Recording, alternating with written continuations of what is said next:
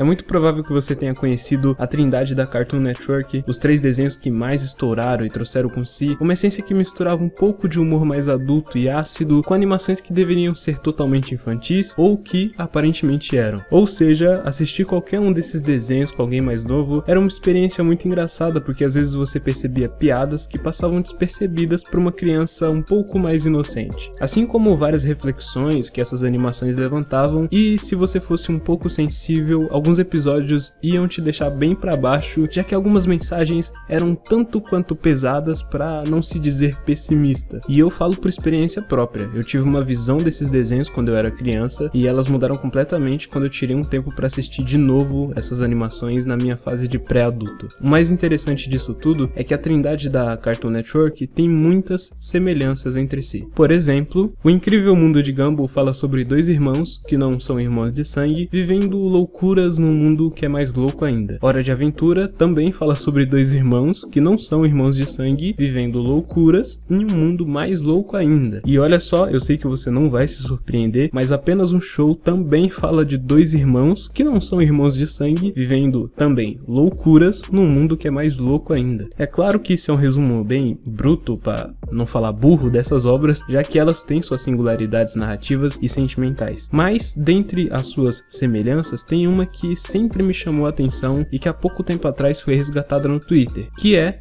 os 3 tipos de amor. Algum dia eu vou tirar um tempo para falar individualmente sobre cada um deles, mas hoje eu quero dar uma abreviada falando sobre como o Mordecai foi tóxico com a Margaret, a CJ e até com o melhor amigo, falar um pouco também sobre como a imaturidade do Finn colocou muita gente em perigo e fez ele sapatear numa das maiores crises, tomando várias decisões erradas e piorando cada vez mais a situação, e também dar uma pincelada no Gumball, o personagem mais caótico da Cartoon, mas que teve um dos relacionamentos mais saudáveis entre essa trindade. Sem sombras de dúvida, eu aprendi muitas coisas valiosas com esses 3 e fica o questionamento: quais as diferenças e ensinamentos que cada um deles tem pra gente? E, bom, para que o roteiro fique mais fluido, mais fácil de entender, eu vou falar do pior ao melhor, ou seja, da relação mais tóxica à mais saudável. E se a gente tem que começar falando de um personagem burro, egoísta e imaturo, muitas vezes possessivo, com certeza esse personagem é o Mordecai. Mas que fique claro, esse não é um personagem ruim ou malvado, na verdade ele estranhamente é o personagem mais humano de Apenas um Show. Os romances do Mordecai nunca foram pra frente porque ele nunca se permitiu seguir em frente. Sempre houve uma ácida falta de sinceridade nas suas relações. Ele nunca deixou que as pessoas conhecessem ele realmente. E na tentativa de passar o ar de sempre ser forte e popular, ele esqueceu que na composição de um bom relacionamento é importante mostrar o nosso lado mais frágil também. Ele sufoca esse lado mais frágil e fraco a ponto de machucar todos ao seu redor, principalmente aqueles que se importavam com ele. E, já partindo pro segundo, falando do fim de Hora de Aventura, esse é um caso curioso onde mostra como um sentimento complexo cresce na cabeça de um adolescente que tem uma visão um tanto quanto superficial do mundo. Pro fim, tudo sempre foi muito simples.